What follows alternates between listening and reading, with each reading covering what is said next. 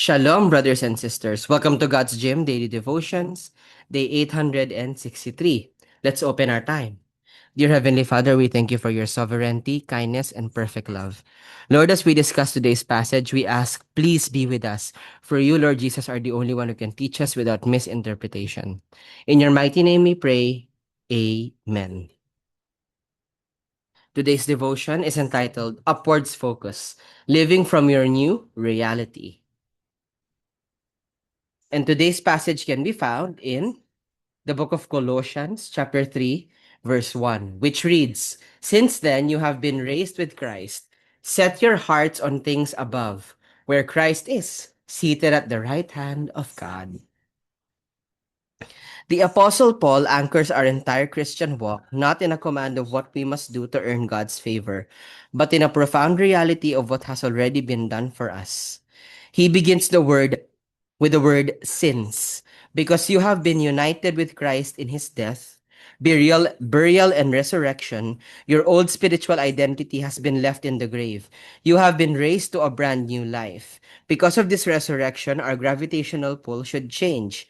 Paul tells us to set Paul tells us to set your hearts on things above.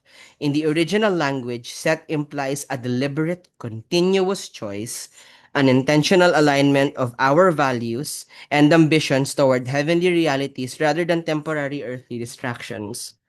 Notice where Christ is, seated at the right hand of God. A seat signifies finished work.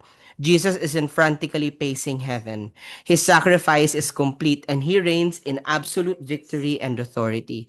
When we set our hearts above, we aren't escaping reality. We are tuning our souls to the true center of power and grace. We stop living from the pressure of the world's approval and start living from the security of our heavenly position.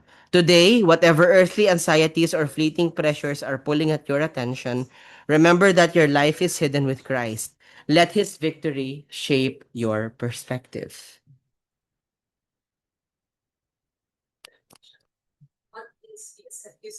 A few questions to help it sink in. The power of sins. How does resting in the finished, accomplished reality of what Christ has already done change your motivation for obeying God today, moving you away from guilt and toward gratitude? Identifying earthly magnets. What are the specific earthly distractions, anxieties, or pursuits that most easily pull your focus away from things above? Practical alignment. What is one concrete daily habit you can introduce this week to intentionally set your heart on the heavenly realities and Christ's authority in the middle of your routine?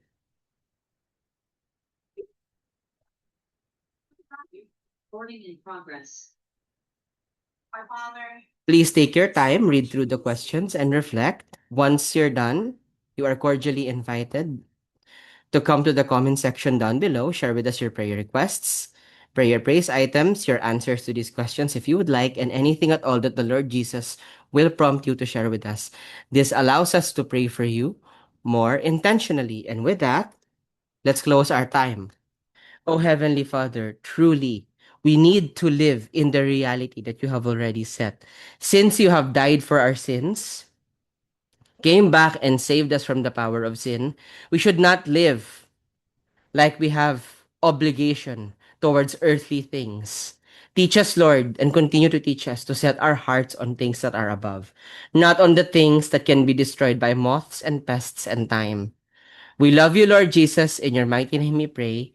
Amen. That will be all. God bless and keep you. Shalom, shalom, brothers and sisters. Shalom, shalom.